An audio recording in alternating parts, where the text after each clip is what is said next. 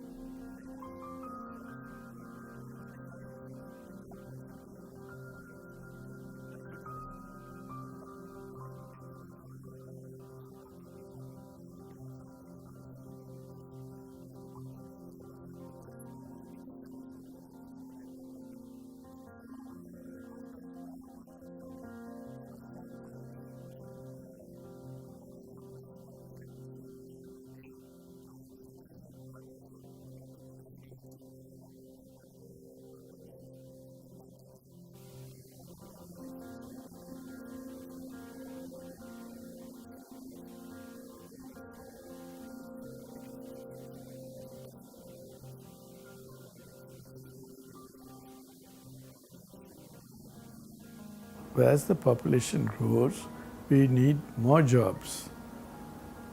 How are they going to come and where are they going to come? We have to find a solution to that. We have to have more housing because people are migrating from the rural areas into the urban areas.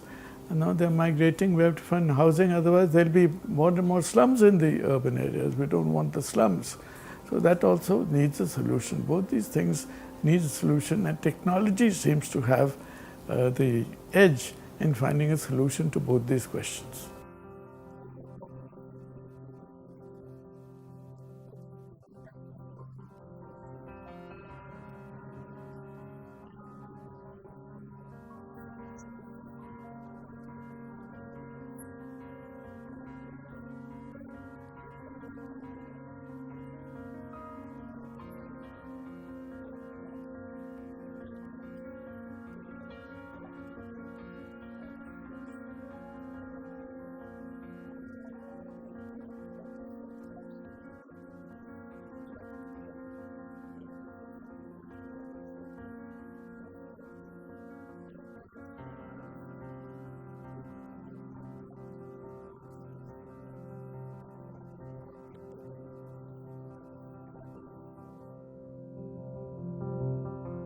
The total employment in India has grown by 4.5 crores from 2004 and 5 to 2017 and 18, where 4.2 crores of those jobs happened in urban areas.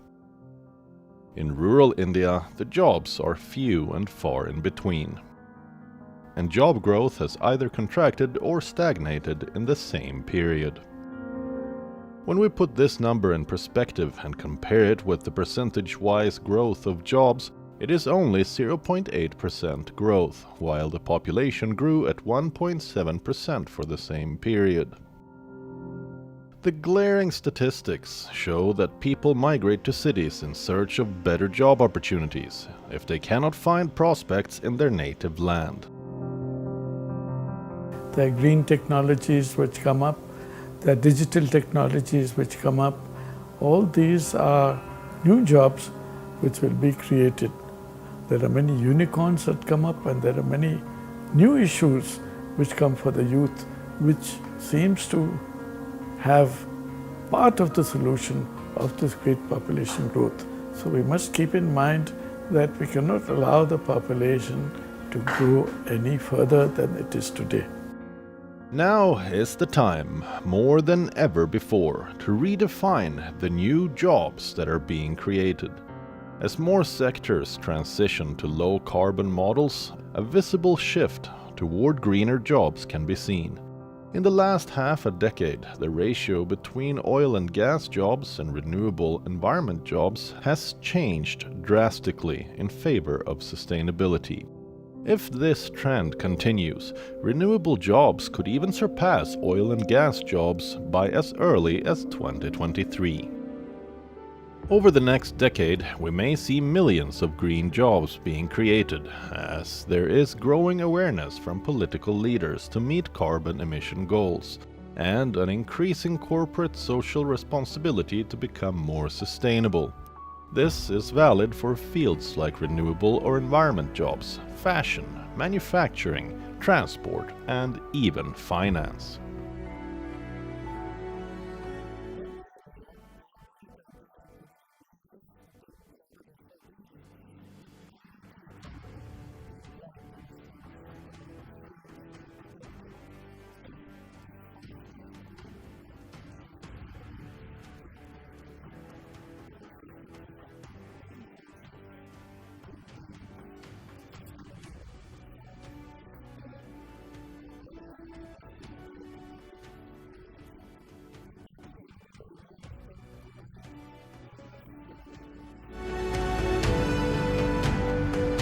According to Amul, rural India will create 12 million jobs in dairy-related activities over the next decade. This would create livelihoods and food security for a large number of Indians living in the countryside. And while neighboring countries face milk shortages, this sector in India can do well for the next half a century. In rural India, the digital literacy rate is around 25%, while it is over 60% in urban areas. Empowering the local residents of rural India into digital literacy is an important stepping stone to make them employable and more sought after in the jobs market. And Amul, in collaboration with SAP, is placing a lot of emphasis on enabling a skilled workforce in Gujarat. Sustainable job creation is on the rise, and some states are betting big on homestay tourism. In Uttarakhand, 3,600 registered homestays are helping stop the migration of workers to cities by creating around 8,000 employment opportunities for local residents. The government has also created a scheme in which loans of up to 10 lakh Indian rupees can be taken up in order to build up to 6 rooms to host tourists in homestays. Not just this, the Ministry of Tourism has plans to implement reliefs, exemptions, and financial assistance for those who want to invest setting up a homestay business. Besides these government-led programs, there are also some good Samaritans who are empowering the rural communities with their unique initiatives.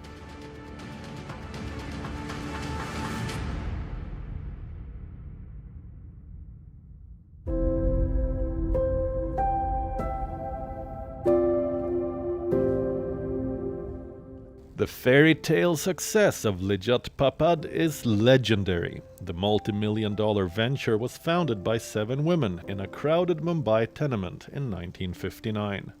With seed capital of only 80 rupees, a little over $1, today the cooperative employs 45,000 women across India, offering them a job for life as co-owners.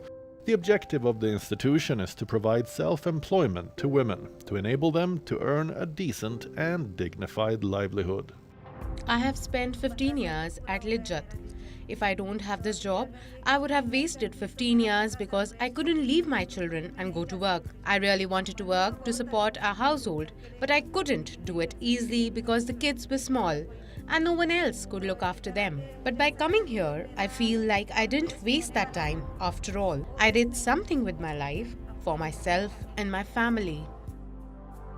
Through this initiative, women are able to work from home, no questions asked. The job does require skill, but not formal education. Although the coronavirus pandemic slashed sales by nearly a fifth, there were no layoffs, and the staff even received modest salary hikes. Lijjat Papad has now expanded into other categories of manufacturing, including chapatis, laundry detergent, and spices. But the papadam remains their flagship product. It's sold across India and even exported to countries like Singapore and the United States. The importance of cooperatives like this cannot be overstated, as they have transformed thousands of lives. Because of increasing educational status of the country, and job opportunities in the rural areas are rare, so people are going to the urban areas. Migration patterns now is changing. Initially in the 50s and 60s, migration was of the unskilled laborers. Nowadays, there is migration of the skilled persons. Ultimately, they want to settle in the place where they are doing the job for the longer period. So this is one of the problems of the housing. To explore a new and potential world of opportunities and welfare, people move out of rural hinterlands to lead a comfortable life in the cities. From 2010 to 2020, India's degree of urbanisation has increased from 30.93% to 34.93%. As the crowded mega-cities of India are bursting at the seams, the infrastructures in the cities often struggle to meet the demand. Adverse effects of this can be seen across the country, such as hazardous air pollution levels, unsustainable waste management, overburdened infrastructure, and a lack of fresh water to sustain rapid growth.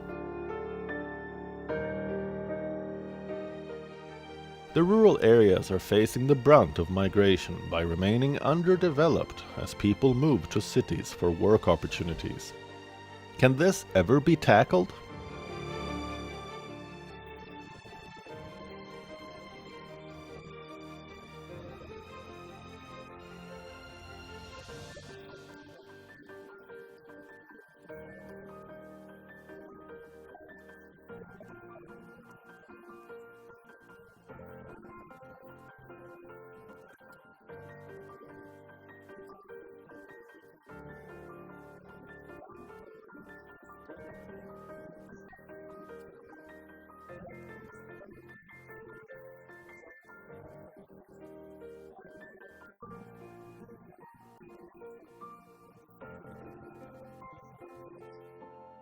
In 2020, the coronavirus pandemic presented an unprecedented challenge across the world, including in India. The nationwide lockdowns and sealing of interstate borders to control infections led to reverse migration. With no work opportunities in cities, thousands of people had to flee back to their villages. More people in the cities lead to an ever-increasing demand for housing, and cities have exceeded their carrying capacity due to population growth and migration.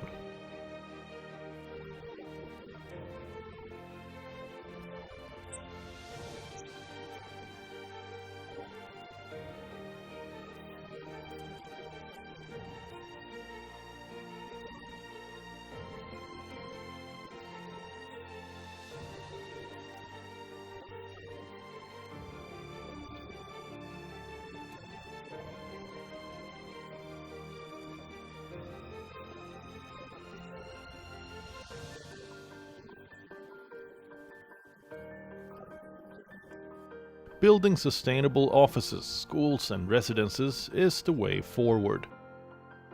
In fact, the United Nations Sustainable Development Goal 11 states that we need to make cities and human settlements inclusive, safe, resilient and sustainable.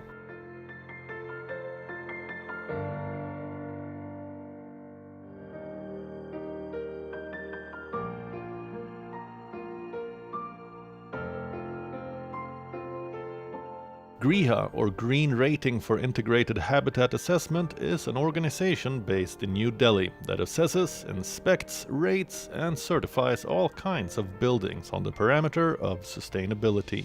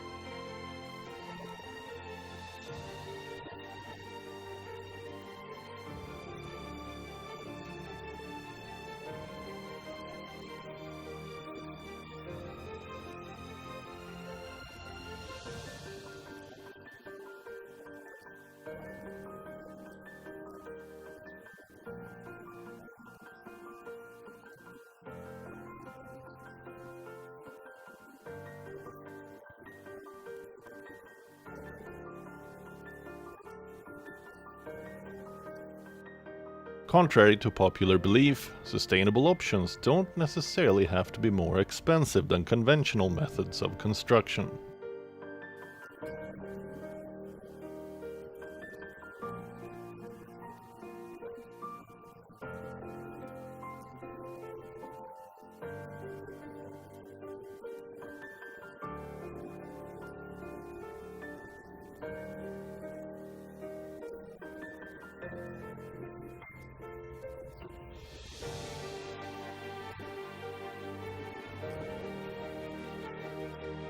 Let's take a look at GREHA certified buildings and see what solutions have been implemented. This is not only the marketing features. Actually, we are feeling its benefit in terms of daylight, natural lights, and ventilation, and saving in the light bills. We cannot imagine 150 200 bucks as a per month billing. I think what is the great advantage of GREHA, the way we have seen it here, is that the focus is basically on the design side and not first and foremost of having all kind of nice technical gadgets here, which makes it much more sustainable, because basically you want to have a system which is relatively easy to maintain and which takes into consideration local conditions and local materials and can easily be adapted elsewhere also. We are very happy with the results we see so far. We have much lower energy consumption that we had before.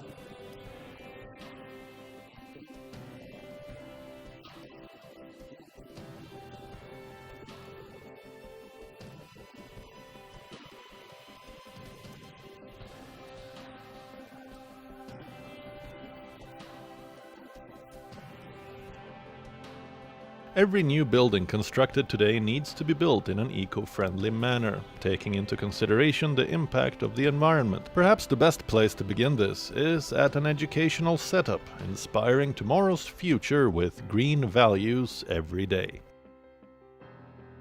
Education is a very important thing, and education on sustainability is even more important. That is required to be done. Once we have everybody fully educated, we ourselves will look and find a solution.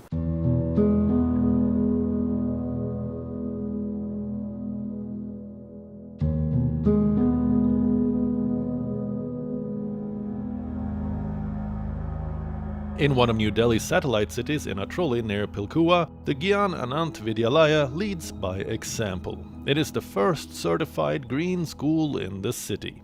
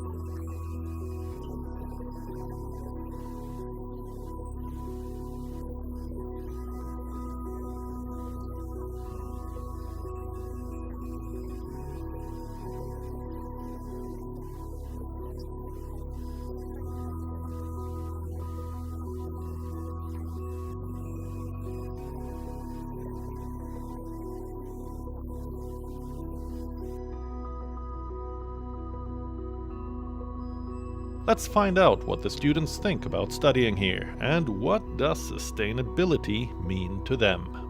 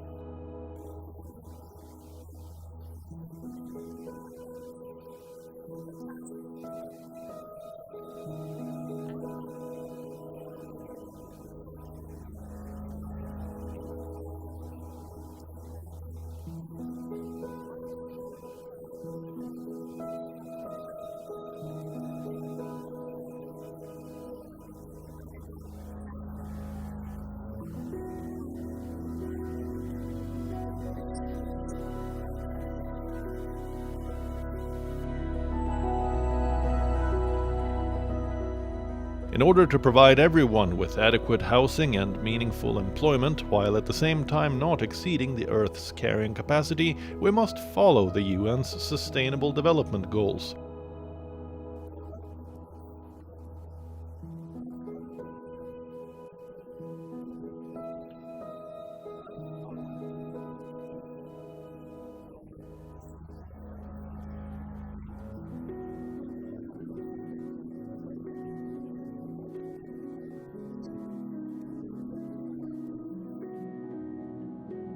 Stabilizing the human population will go a long way in achieving the goals and creating a sustainable future for one and all.